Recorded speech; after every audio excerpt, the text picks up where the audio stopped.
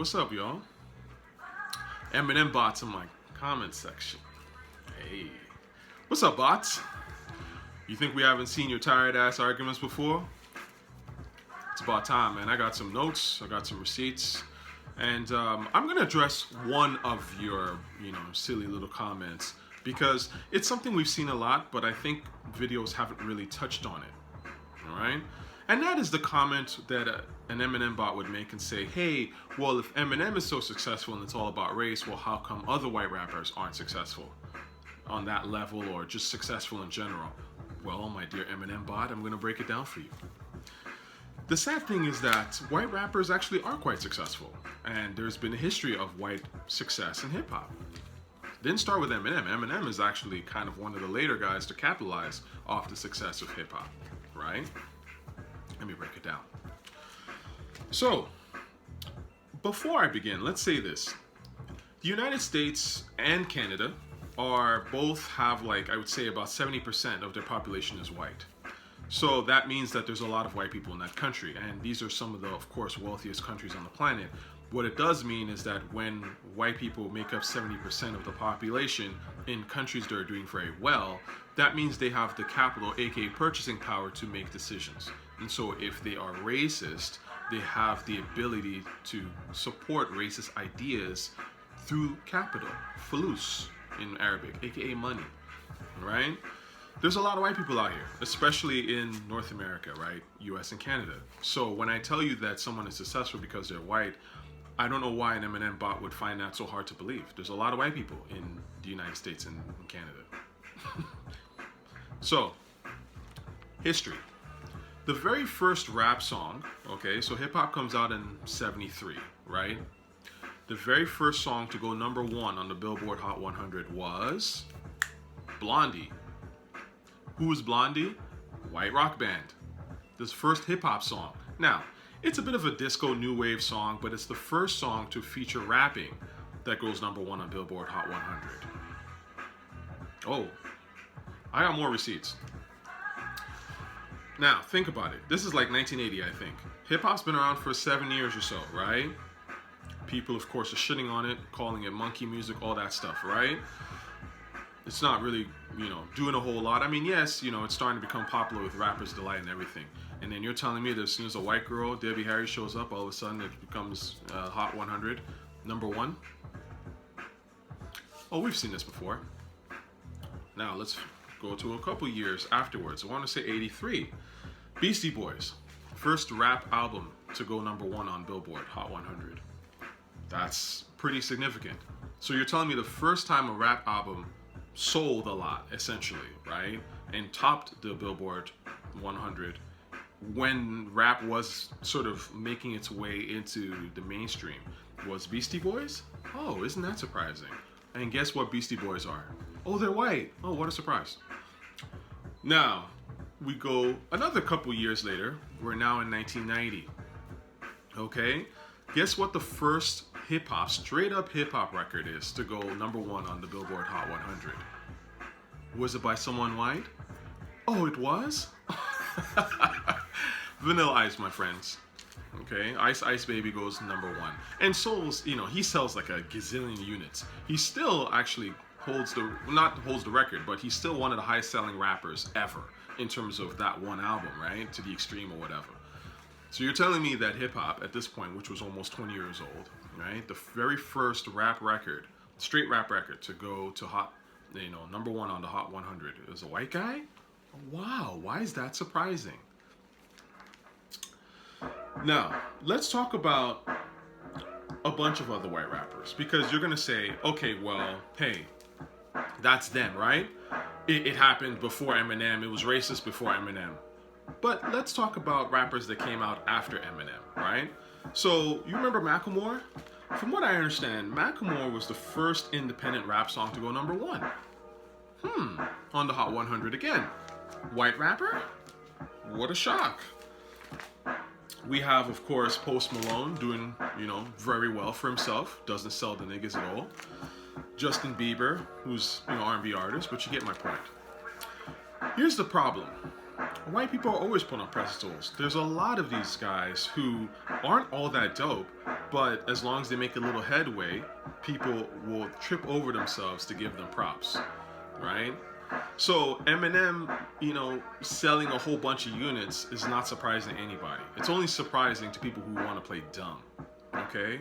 Now, again, you guys will say, well, what about Aesop Rock? And what about, whatever, Brother Ali? These guys ain't selling, massive units. What, it's not my race, whatever. I would argue that the fact that these guys even have careers, it shows you that white people support other white people. Because Aesop Rock is trash as fuck. I mean, I couldn't tell you a song by Aesop Rock. I've never heard Aesop Rock played anywhere, wherever there's hip hop in my life. I don't know a single song of his other than Daylight, and that's because I dig and I look at stuff and I'm always interested in who's the rapper. So I will look up shit, but I've never heard Daylight played a day in my life ever around black people. Black people don't even know who this dude is, probably. But the fact that he has, a base of white backpacker nerds who make up the Def Juxie kind of vibe shows you that, hey, all you gotta do is be white and show up. Maybe get a cosign here and there from a black person, and you're good. You can have a career. You could be whack as fuck. Black people might not even listen to you ever, but you'll be known. You know how impossible that is for most black rappers? There's a lot of rappers that are dope that you don't know about and couldn't even get their career popping because they weren't able to make that one undeniable song. They might have been dope. They might have had the skills, right? There's lots of them. You know what I mean? But the moment a random white guy shows up, it's like, oh, okay, well, let's give him a pass, right? Meek Productions. So, now, I would say, hey, is it just an American thing? Like I said, hey, Canada, same figures. The most popular, or one of the most popular rappers, I would argue, in Canadian rap history is a guy named Classified. Okay? You've never heard of Classified. Most people haven't. Classified was a guy who started to really sort of take off in the 2000s. I would say mid-2000s. And it was one of the first times I ever saw Canadians overall reach into hip-hop. Because like I said, Canada is not really a hip-hop country like that. People put Classified on a fucking pedestal, man. And that dude was grade A garbage. Oh, he's white? What a shock. He's a white rapper from Nova Scotia, one of the blackest places in Canada. I mean, in terms of obviously the history of Nova Scotia. So you're telling me that Classified was the nicest rapper out of Nova Scotia. I just don't believe you. I don't believe anybody that would tell me that shit. But, of course, he was the one that, mass Canadian media celebrated and put on a pedestal and all that shit. And like I said, I couldn't tell you a song by Classified. I mean, he would show up on various records here and there, Socrates or whatever. And, yeah, I didn't care about him. Still don't. I tried to listen to his old Canada song. I remember that vaguely in the day because, again, that was getting played on radio and there was this whole campaign for the dude. That shit was smarmy nonsense. So, yeah, this idea that that white rappers don't succeed is ridiculous because they actually do. They really do. They go above and beyond almost every time. And these are always people with mediocre, if not downright questionable talent, right? But because they exist in the black rap space, they become bigger than they really should be because they don't have the skills for the shit. That's for damn sure. I'm trying to see if I've forgotten anybody. Oh, MGK. Machine Gun Kelly, what song has he made that black people actually listen to? Yet I see this guy in movies. He's doing things. Buck 65, one of these Def Juxie rappers. I used to see his name on lists and stuff when people would do like Canadian rap lists. They'd be like, oh, check out Buck 65 and random, white, Newfoundlandish type of rapper that again, niggas have never listened to a day in their lives. They don't even know they exist. I know these people because I dig. I'm a hip hop nerd. Yeah, man. Now, let's talk about something a little bit different. I think the problem here is two things. One, Eminem bots are racist, right? How do I know this? Because of what they say. They often support the white supremacy.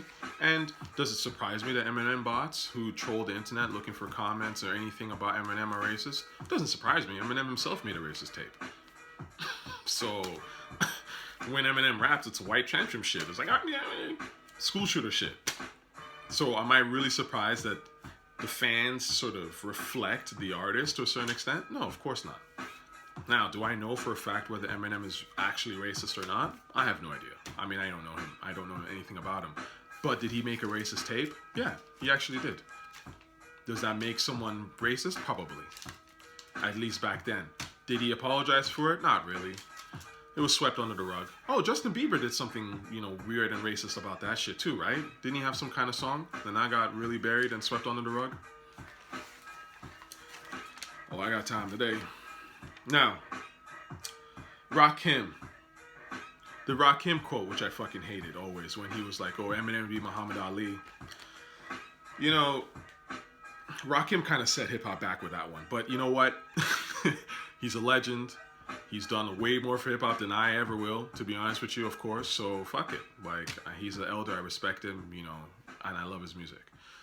I think he was wrong on that. I don't know why he said that. Who knows? Nobody's ever asked him since. It's not something he's ever been asked to really clarify like that. But I will tell you that they both have the same agent, or at least have done business together. Cara Lewis, look it up, right? So when I tell you that these rappers, when they talk, then they say, I like this guy or I like that person. A lot of it is business. It's just, we have the same relationships. I get the sense a lot of these rappers don't even listen to rap anymore. One, maybe because they're washed. Two, maybe because their interests have moved on to other things. So the few rappers they hear are the ones that their friends and relatives bring to them, and those friends and relatives tend to have already some sort of ties to somebody or whatever. It's relationship shit.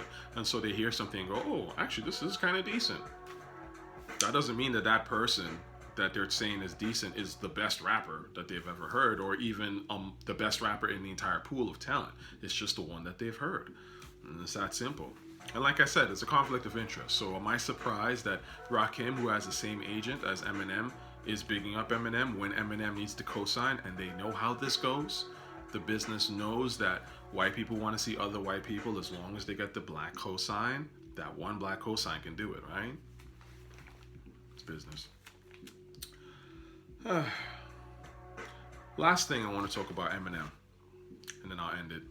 So people are always like, oh, Eminem's the way he puts words together is unparalleled, blah, blah. Again, same marketing shit. When you guys say these things over and over again, I know that there's someone in Interscope or in the record machine business that's cranking out these narratives, right? How do I know this? Well, I don't know if I've said this before, but I remember sitting in a class one time. We had a guy from Live Nation. He was very high up there, an exec at Live Nation. And he was like, look, listen, man, my job, and he was talking about Justin Bieber at the time, but he was like, my job is to control the narrative when it comes to Justin Bieber, right? Especially if he's got a show coming up or something like that. Me and my team, we make sure that whatever you think about Justin Bieber, we put it in there. Those are his words, not mine. So when you're like, oh, Justin Bieber's this, Justin Bieber's that, right? There's bots on the internet working for him, blah, blah, that put the narrative out there. Of course, there are other ways to promote an artist. But the point is that a lot of this stuff is constructed. And when it's not discussed openly in a fair forum, that's when you have these bullshit arguments that make no real sense. Eminem is supposed to be a superior, lyricist and wordsmith, according to y'all. Yet this dude barely has any quotables, if any. What quotables does Eminem have in the culture that people go, oh, he's alright, but he's not real? Does Eminem have a line that I can remember? I never sleep because sleep is the cousin of death. You know what I mean? Biggie Smalls is the illest. Like, saying someone's the illest, and that's what exactly about Eminem's pen is incredible? You say, oh, he bends words and he makes shit rhyme that don't even rhyme. Well, niggas been doing that. I'm sorry. What's special about that? That's rap. That's literally what a lot of rappers have done. Oh, he raps really fast? Cool G Rap did that shit. A lot of people have been doing it. So what exactly makes Eminem so unique? Because people go, oh, he elevated hip hop. And again, I'm gonna end it with this last very racist comment that you'll see even in the previous video. someone was like, "Oh, well, you like that basic." Basically, he was saying you like that basic nigger shit, right? Oh, until Eminem came along, rap was real basic. Peoples were on beat. That's what the guy was implying. Eminem bot, typical racist shit. I hope that helps. You guys have a wonderful day, and stay woke.